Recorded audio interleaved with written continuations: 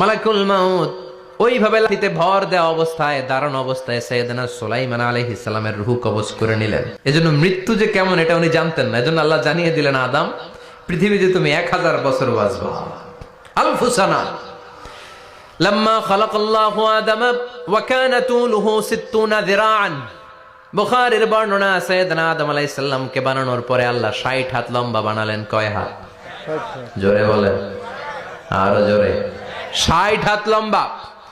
এরপরে ওনার ঔরসে পৃথিবীতে যত নারী আসবে, পুরুষ আসবে রূহের জগতে, সবগুলো রূহকে বসিয়ে দিলেন বৈঠকে। সুবহানাল্লাহ। বিশাল কনফারেন্স রুম। আমরাও ছিলাম না?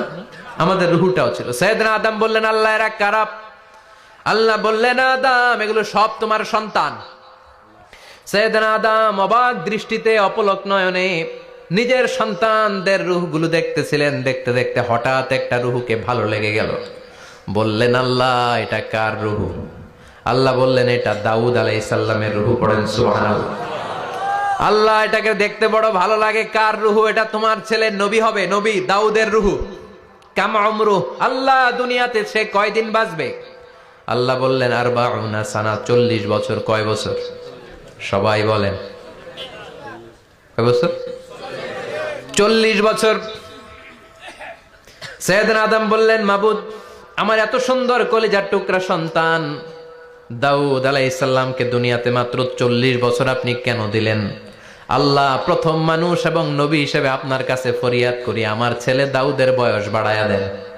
আল্লাহ কয়, না, হাযা ক্বাদ কুতিবা, এটা লেখা হয়ে গেছে। রুফিআতিল আকলাম ওয়া জাফফাতিস সুহুফ, লিখে ফেলছি, কলম শুকায় গেছে, কালি শুকায় গেছে, এটা চেঞ্জ করা যাবে।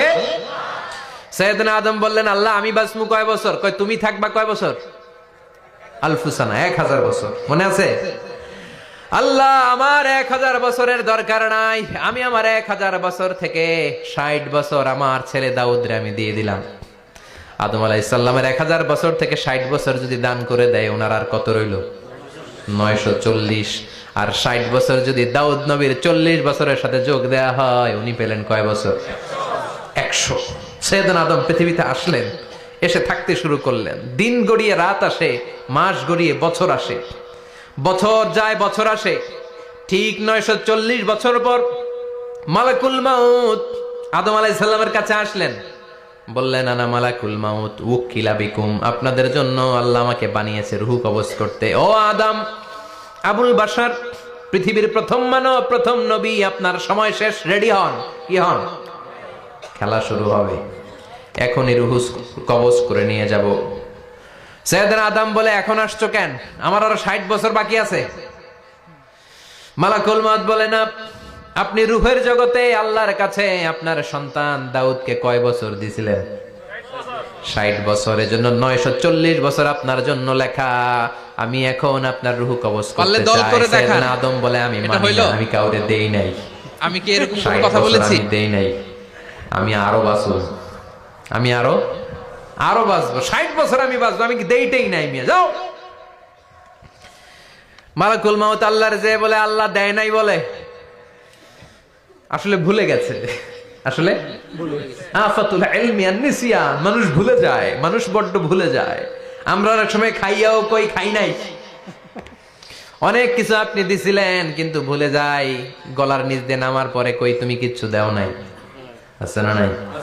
নাসিয়া আদম ফানাসিয়া বানু, আদম আলাইহিস সালাম ভুলে গেছেন, তাই আমরাও ভুল করি, ঠিক কি না? এজন্য আমাদের নেতারাও বলে এটা দেব ওটা দেব, নির্বাচনের পর সব ভুলে যায়। আছে না নাই? ওই যে আদম আলাইহিস সালাম ভুলছে, আমরাও ভুলে যাই। ওনাদের দোষ কি? ভুলে যায়, বেমালুম ভুলে যায়। আল্লাহ বললেন, মালাকুল মাউত আর জোরাজুরি করো না। 940 নয়, ঠিক 1000 বছর পরে আদমের কাছে যাবা। আমি আমার আদমের ভাগ্যে এই জিনিসটাই রেখে দিয়েছিলাম রে মালাকুল মাউত। আমি আগ থেকে এটাই রেখেছি, আমি জানতাম সে ভুলে যাবে। চিল্লা এখন সুবহানাল্লাহ। তার মানে পৃথিবীর সবচাইতে লম্বা মানুষ, 60 হাত লম্বা, এত শক্তিশালী আদম আলাইহিস সালাম শ্রীলঙ্কাতে এক লাফ দিলে আধা মাইল চলে যাইতেন। সুবহানাল্লাহ। কি লম্বা মানুষ, থাকতে পারছে? কথা নাই। ঘুমে ধরছে? শেষ করে দেই। হ্যাঁ, আরো কয়েক মিনিট চলবে? চলবে। তাকবীর দেন, লিল্লাহি তাকবীর। আদম আলাইহিস সালাম চলে গেলেন। ওনার পরের নবী ইদ্রিস আলাইহিস সালাম, উনি মরে নাই। ইদ্রিস আলাইহিস সালাম মরছে, কে বলছে? উনিও মরেছেন। তবে ওনার মৃত্যুর আজীব এক ঘটনা আছে, অনেক লম্বা কথা। এক ফেরেশতার সাথে ওনার বন্ধুত্ব হয়েছিল, বলেছিলেন আমি আকাশ দেখতে চাই, আল্লাহর কাছে অনুমতি চাই। আল্লাহ বলল ঠিক আছে, ইদ্রিসকে আকাশে ঘুরাও। প্রথম আকাশে ঘুরলেন, দ্বিতীয় আকাশে ঘুরলেন, তৃতীয় আকাশে ঘুরলেন, চতুর্থ আকাশে ঘুরলেন। ইন দ্য মিন টাইম চতুর্থ আসমানে মালাকুল মাউত পৃথিবীর দিকে নেমে আসছিল। ওই ফেরেশতা বলে মালাকুল মাউত আপনি কই যান? মালাকুল মাউত বলে একটু আগে আল্লাহ ফরমান জারি করেছে, চতুর্থ আসমানে আমার নবী ইদ্রিসের রূহ কবজ করো। সুবহানাল্লাহ। আমি বললাম আল্লাহ আপনার পাঠানো নবী সাইয়েদনা ইদ্রিস থাকে দুনিয়ায়, চতুর্থ আসমানে পামু কই? আল্লাহ কয় কথা নাই, দৌড় দে। আমি দৌড় দিলাম, এসে দেখি ইদ্রিস আলাইহিস সালাম এখানে রেডি। সুবহানাল্লাহ। ওয়া রাফা'নাহু মাকানান আলিয়্যা। ইদ্রিস আলাইহিস সালামের রূহ কবজ দুনিয়ায় হয় নাই, চতুর্থ আকাশের মধ্যে হয়েছে। একটু চিৎকার করে পড়বেন সুবহানাল্লাহ। এরপরে সুলাইমান আলাইহিস সালাম, উনি তো মরে নাই, মরছে? উনি জিন চালাইতো, উনিও মরবে? শক্তিশালী একজন নবী ছিল উনি।